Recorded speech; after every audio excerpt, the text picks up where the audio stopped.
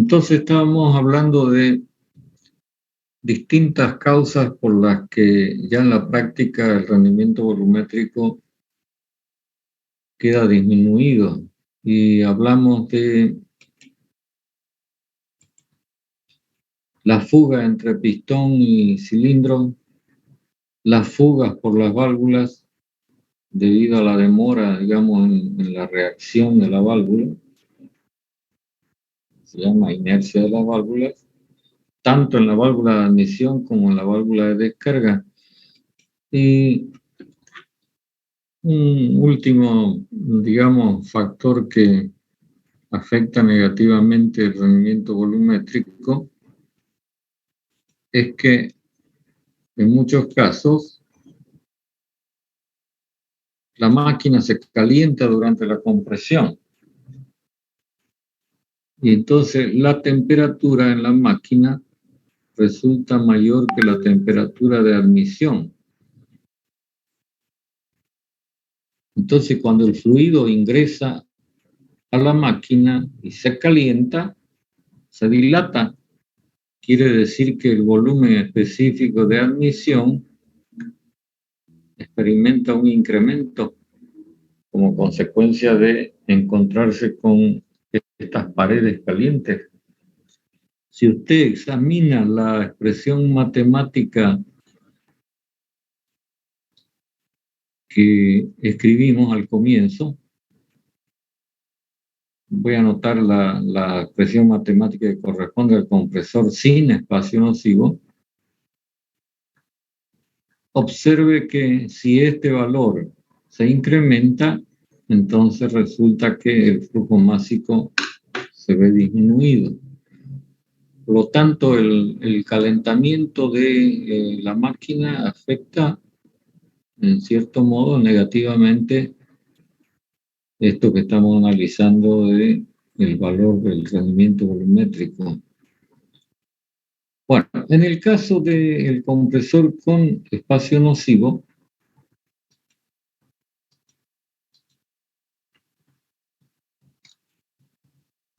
hemos dicho que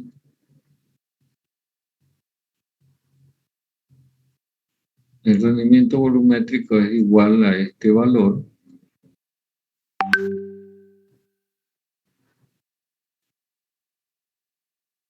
Y entonces, en realidad, es el volumen aspirado con espacio nocivo dividido por el volumen de la cilindrada, que es el volumen aspirado cuando no hay espacio nocivo. Si este volumen aspirado con espacio nocivo lo dividimos por el volumen específico de admisión, lo multiplicamos por n y lo multiplicamos por n, obtenemos el flujo másico. Pero definitivamente esto va a ser igual, de acuerdo con esta definición, al rendimiento volumétrico multiplicado por la cilindrada dividido por vez A multiplicado por n y por m. Y estos serán los kilos por minuto que un compresor con espacio nocivo comprime. Ustedes tienen que notar lo siguiente para concluir con esta presentación. Si el rendimiento volumétrico se achica, por el motivo que sea, entonces, para la misma condición de admisión, para el mismo número de revoluciones, para el mismo número de cilindros, se va a requerir que la cilindrada sea mayor, es decir, un compresor más grande. Por lo tanto, hay que cuidar este valor en la medida de lo posible para evitarse de que la máquina sea exageradamente grande.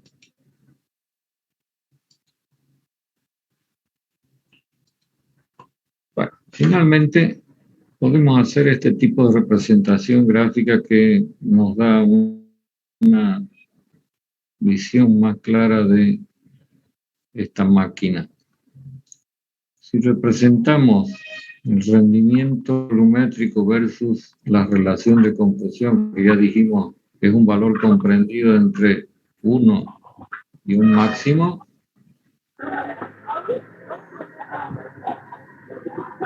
Por favor, la persona que tiene abierto su micrófono, ciérrelo.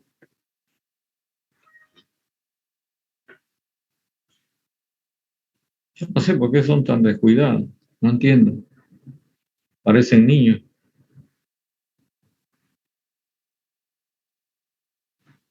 Entonces, ya hemos visto analíticamente que el rendimiento volumétrico, a medida que crece la relación de compresión, disminuye hasta hacerse cero cuando se alcanza el valor máximo. Siguiendo este comportamiento, el rendimiento volumétrico, inmediatamente podemos hacer esta representación gráfica.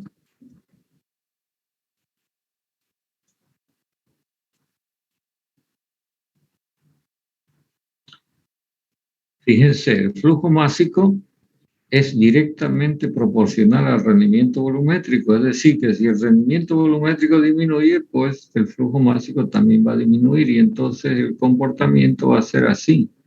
Ya dijimos que cuando se alcanza la relación de compresión máxima, el compresor ni aspira ni descarga. Por lo tanto, el flujo másico será cero. De una manera similar, también podemos representar el trabajo requerido por el compresor a medida que cambie la relación de compresión entre 1 y un valor máximo. Y nos encontramos con que a medida que se vaya comprimiendo más, se requiere más trabajo mecánico. Por supuesto, cuando la relación de compresión es 1, el compresor no comprime, entonces, lógicamente, no se demanda ningún valor de trabajo mecánico. Y finalmente, a donde apuntamos es a este valor, la potencia mecánica requerida por el compresor, y entonces usted me puede dar las señales de cómo se comporta este valor. Cuando R vale 1, ¿cuánto es la potencia teniendo en cuenta de que este valor es igual a este producto?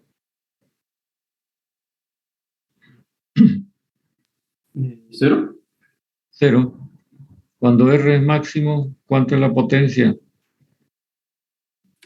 0 también. 0.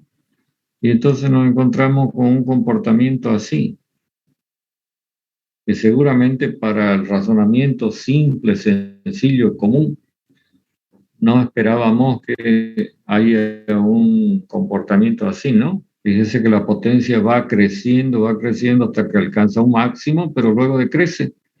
Y esto es por el comportamiento de las dos curvas que tenemos a la izquierda, una disminuyendo y la otra aumentando. Entonces hay un cruce cuando se alcanza el valor máximo. ¿Por qué importa esta curva de comportamiento de la potencia? Porque cuando el compresor está funcionando, este valor R puede fluctuar o así respecto a un valor nominal.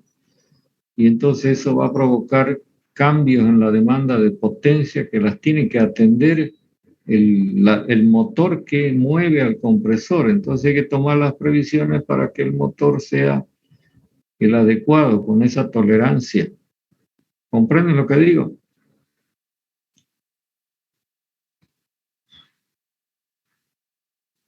Si a un motor, por ejemplo, un motor eléctrico, usted le exige más de lo nominal, ¿qué ocurre con el motor? ¿O qué puede ocurrir a medida que transcurre? Se quema. Se recalienta y eso afecta internamente al motor, ¿no? Los bobinados, y entonces la aislación se va perdiendo y llega un momento en que entra en corto, ¿cierto? Se quema. Entonces, por eso es importante, digamos, tener conocimiento de este comportamiento de la potencia a fin de tomar previsiones y evitar recalentamientos innecesarios. Estoy hablando del motor eléctrico, ¿no? Si fuera otro tipo de motor, también hay que tomar las mismas previsiones.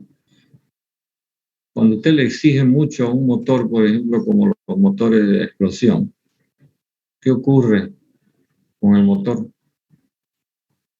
Si usted le exige, le demanda mucha potencia y no puede responder. ¿Cascabelea?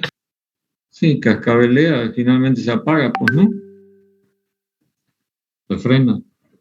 Bueno, esos son detalles. De todas maneras, ya tenemos, digamos, algo más de conocido acerca de este tipo de máquinas, que se las conoce como máquinas de 3 tiempos. Más adelante, cuando hablemos de los motores de combustión interna, vamos a hablar de máquinas de 4 tiempos.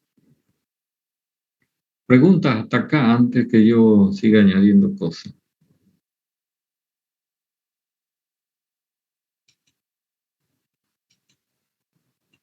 ¿Nada? Ya, usted se va a tomar un poco de tiempo en investigar para este tipo de compresores de cilindro y pistón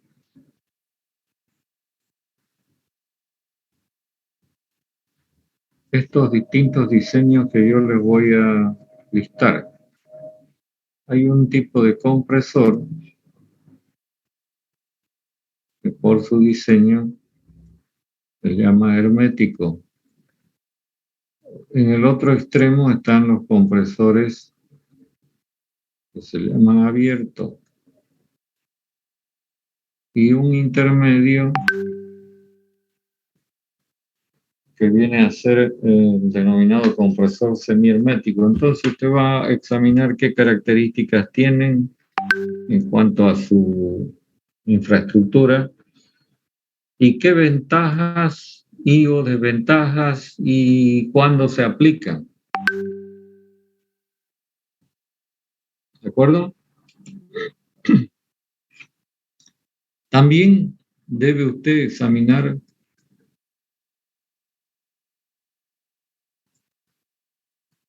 acerca de los distintos tipos de compresores rotativos.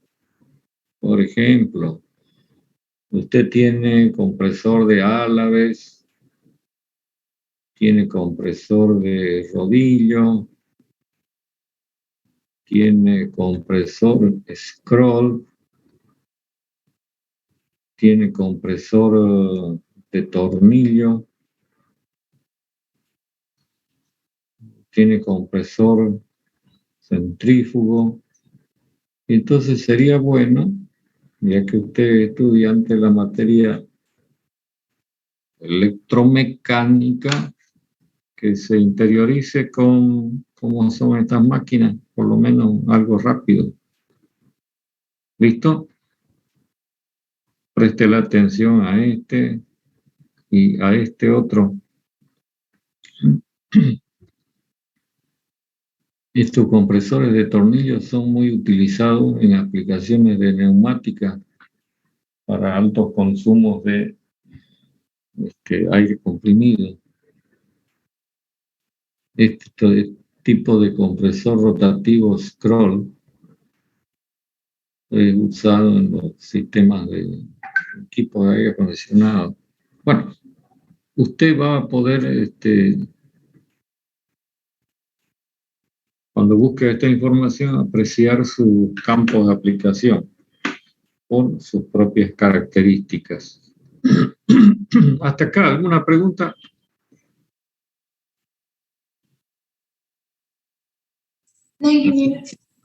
A fin de que dejemos todo claro. Bueno, un último asunto en relación con los compresores.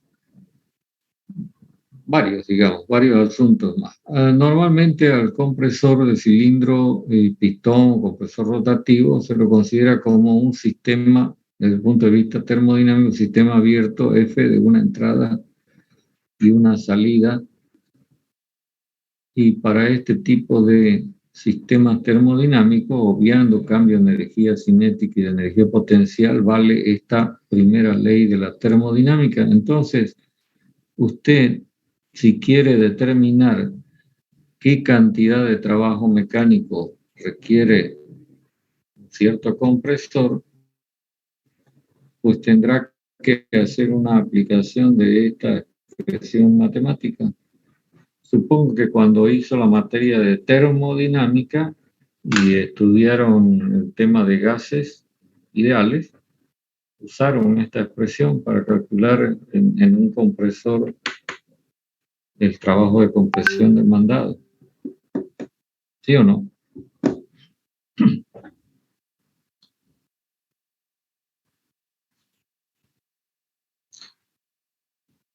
En la aplicación de esta expresión matemática se involucra algo que acabo de manifestar, y es que para simplificar el cálculo, en el caso de gases, se suele, por ejemplo, en el caso concreto de aire, se suele considerar al aire como un gas ideal, lo cual facilita tremendamente el tratamiento termodinámico. Esto para efectos, vuelvo a repetir, de cálculos de el trabajo mecánico y finalmente del rendimiento termodinámico del compresor. Debemos recordar que se define el rendimiento termodinámico del compresor como el trabajo de compresión requerido cuando el proceso es reversible versus el trabajo de compresión que se requiere cuando el proceso es real. Y lógicamente este valor tiene que ser siempre menor que 1. Note usted que este rendimiento del compresor es similar a la definición de rendimiento de las bombas. Distinta a la expresión de rendimiento de la turbina. ¿Por qué razón? Porque los trabajos reversibles e irreversibles están invertidos a fin de que la relación que se obtiene sea siempre menor que 1. ¿Me entienden, no? Lo que estoy diciendo, esto último.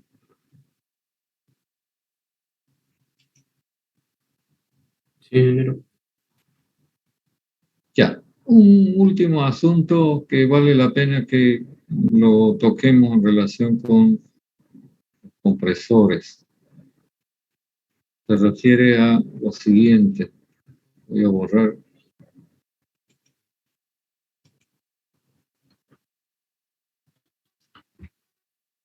Antes decíamos que con un mismo cigüeñal o eje principal se pueden mover varios cilindros y entonces tendríamos presente el caso de un compresor con varios cilindros en paralelo o varios compresores en paralelo.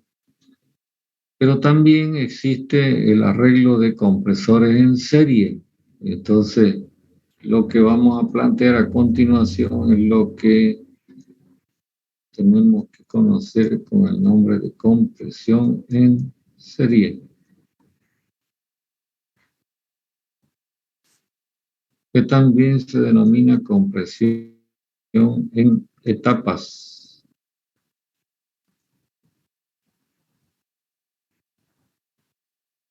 Y voy a tratar de explicar tal asunto usando el diagrama presión versus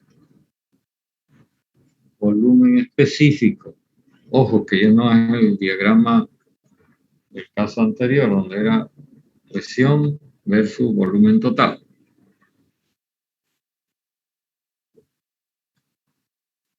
Entonces, supongamos que usted tenga esta condición de admisión en el compresor, llamémosle al punto A, con una cierta presión de admisión, un cierto volumen específico de admisión y su correspondiente temperatura de admisión. Si se quiere comprimir en una sola etapa, con un solo compresor, hasta la presión P sub D, entonces tendríamos algo así.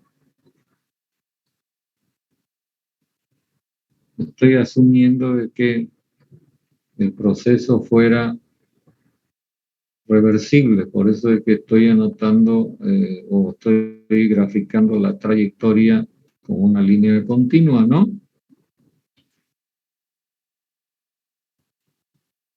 y esta sería la condición de descarga. Lo que se plantea con la compresión en serie es lo siguiente, a partir de este razonamiento. Debemos recordar que la relación de compresión es igual a este cociente. Pero sabemos que mientras mayor sea la relación de compresión, la cilindrada requerida va a ser mayor. ¿Cierto? Eso lo vimos a partir de la última expresión de flujo másico que anotamos, donde interviene el rendimiento volumétrico. Eso significaría que si la relación de compresión es grande, por las necesidades del caso, entonces tendríamos un gigante compresor, un compresor que debe tener una cilindrada enorme. Para evitar este problema, en principio, entonces surge esta posibilidad de hacer una compresión en serie. ¿Qué significa? Que en lugar de hacer la compresión en un solo compresor, se coloquen dos o más compresores en serie, es decir, que uno alimenta al otro y el otro al siguiente y así sucesivamente. Por ejemplo, en términos gráficos tendríamos algo así. Por ejemplo, este sería el compresor de la primera etapa. Entonces ingresa el fluido en la condición A, sale en la condición 1 e ingresa al siguiente compresor, del cual sale en la condición D. Acá, entre un compresor y otro, enseguida vamos a añadir algo más, pero que por el momento lo dejamos así. Entonces, ¿qué se logra con este procedimiento?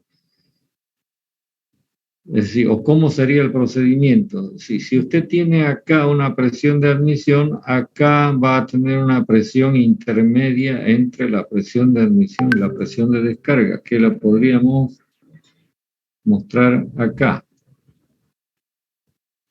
Entonces, en la primera etapa usted comprime hasta esta condición y en la segunda etapa desde esta condición hasta esta otra condición. ¿Qué se logra con eso? Que las relaciones de compresión sean disminuidas y por lo tanto los tamaños de compresor también van a ser reducidos. Esto, digamos, sería el efecto provocado por una simple compresión en serie, pero se aprovecha esta compresión en serie para añadir un ingrediente más que favorece el comportamiento de la instalación, y es que entre las etapas de compresión, y ahora lo voy a mostrar acá,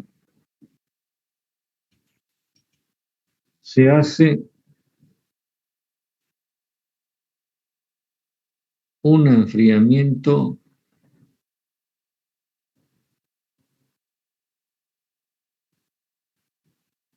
intermedio. Hace rato dijimos que el calentamiento del compresor en esta expresión afectaba negativamente porque este valor se incrementa. Y entonces, si yo quiero mantener el flujo másico, necesito que el compresor tenga más cilindrada. ¿Lo ven? Manteniendo los demás factores estables.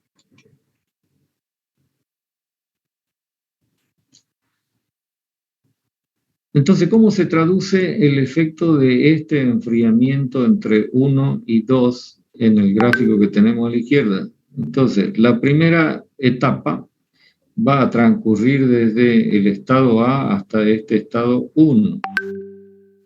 Luego se produce un enfriamiento desde 1 hasta el estado 2, enfriamiento que lógicamente, como en todo intercambiador de calor, es isobárico, y luego se continúa con la compresión hasta una nueva condición de descarga, pero que corresponde a la misma presión de descarga. Voy a dibujar esto así. Entonces, en la segunda etapa está ocurriendo la compresión entre el estado 2 y el estado D'. Además de disminuirse la relación de compresión, entonces lo que se está provocando para el ingreso acá en la segunda etapa es que el volumen específico, en lugar de ser B⁻1, sin el enfriamiento, ahora se convierta en B⁻2, que es menor que B⁻1. Y entonces, al disminuir el volumen específico de admisión, entonces la cilindrada también va a ser más pequeña. ¿Lo ven? Quisiera que me digan si me están comprendiendo este razonamiento. Sí,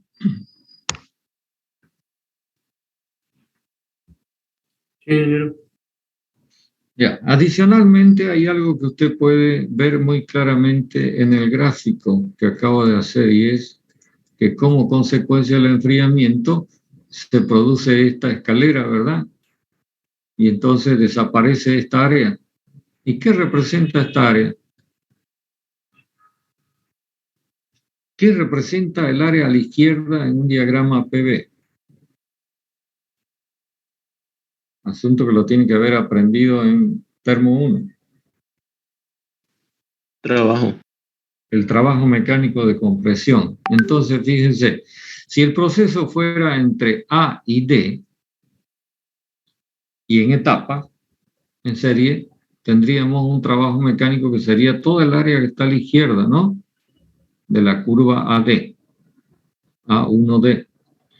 Sin embargo, cuando se hace el enfriamiento intermedio, con este sistema de compresión en serie, entonces lo que se logra es que el área disminuya, el área que está a la izquierda. Por lo tanto, esta área que yo he sombreado representa un ahorro de trabajo mecánico de compresión. Entonces, de esta manera se favorece no solamente el tamaño del compresor, sino también el consumo de trabajo mecánico de dicha máquina. Bueno, quiero saber si esto está claro. Sí, ingeniero, está claro. Bueno, ¿alguna pregunta? ¿Algo en relación con esto?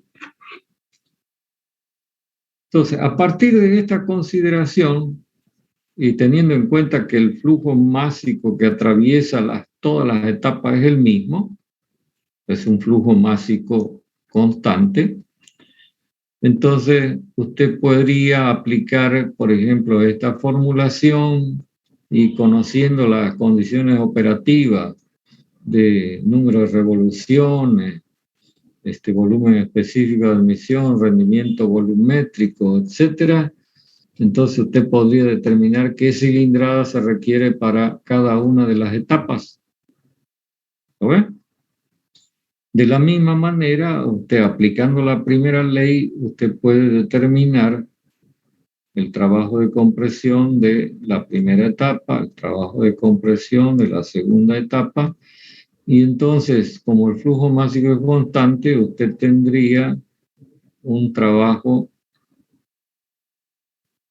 total de compresión que será la suma de estos dos valores. Y una de las cosas que se va a notar es que la cilindrada de la primera etapa va a ser mayor que, al revés digo, la cilindrada de la segunda etapa va a ser menor que. Por eso es que he hecho el dibujo como lo está mirando usted en la gráfica, ¿no? ve que este cilindro es más grande que este cilindro. Y a medida que vayamos avanzando en las etapas, pues tendrá cilindros cada vez más pequeños. ¿Okay? Hay algunos sistemas en donde se puede tener una serie de, qué sé yo, 5, 6, 7 etapas, porque la relación de compresión final, es decir, la condición de descarga versus la condición de admisión, es tremendamente grande. Para que usted tenga una idea más cabal sobre esto que estoy planteando, sería bueno que usted busque información acerca del proceso de licuación de aire, que es un proceso muy importante para la obtención de oxígeno y nitrógeno. En muchos casos el oxígeno medicinal, el que se está usando hoy en día en grandes cantidades, está obtenido a partir de un proceso que primero consiste en licuar el aire y luego ese líquido, que es una mezcla de oxígeno y nitrógeno principalmente, se lo destila. Se llama una destilación fraccionada y entonces esto nos conduce a la obtención de nitrógeno y oxígeno, que es, digamos, el producto que principalmente se quiere conseguir. ¿Preguntas, comentarios? Ingeniero, disculpe, no me quedó muy claro el concepto de volumen específico. Sí. ¿Quieres saber qué es el volumen específico? Sí, con relación al volumen del cilindro o de cilindrada. El volumen específico, por definición, es volumen total dividido por la masa y se mide en metros cúbicos por kilogramo, ¿cierto? La cilindrada es un volumen total. Se va a medir en metros cúbicos, en litros, en centímetros cúbicos, lo que quiera. ¿Lo ven? Sí, ingeniero. Sí. Por eso decimos que la cilindrada traduce el tamaño del compresor. No sé si eso es lo que me quería preguntar o hay alguna cosa más. Sí, está bien. Gracias, ingeniero.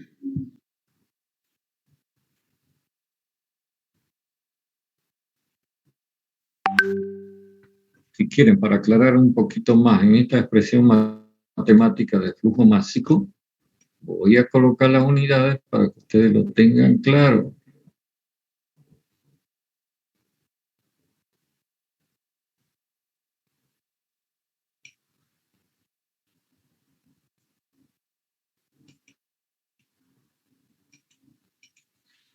El rendimiento volumétrico es adimensional, por supuesto, ¿no? Entonces, esto no tiene dimensión. La cilindrada tiene la dimensión de metros cúbicos, mientras que el volumen específico será en metros cúbicos por kilogramo. Y N en realidad es número de ciclos por minuto. Hay que tener en cuenta que este valor de la cilindrada corresponde a un ciclo. Entonces, si quieren, lo eliminamos esto y lo eliminamos esto. Y entonces vamos a tener ciclos por minuto y N es el número de cilindros, también es algo adimensional. Entonces, cuando hacemos la simplificación, vamos a tener kilogramos por minuto, ¿ves? Que es la unidad en la que se mide el flujo másico.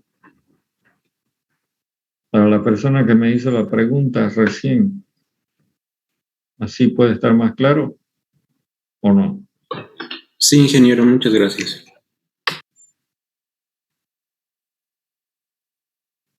Bueno, con todo lo que hemos comentado, a no ser que se me haya pasado algo por alto, creo que tenemos ya un panorama relativamente completo de esta máquina que se llama compresor.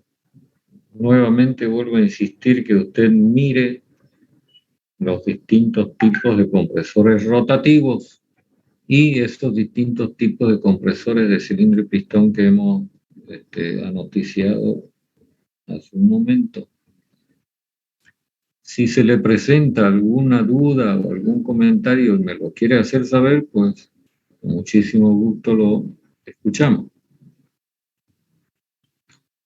Antes de que nos despidamos, les quiero avisar de que el viernes de la próxima semana vamos a tener examen. Así que tomen las previsiones del caso y el examen va a involucrar todo lo que hemos avanzado y avancemos hasta el día martes.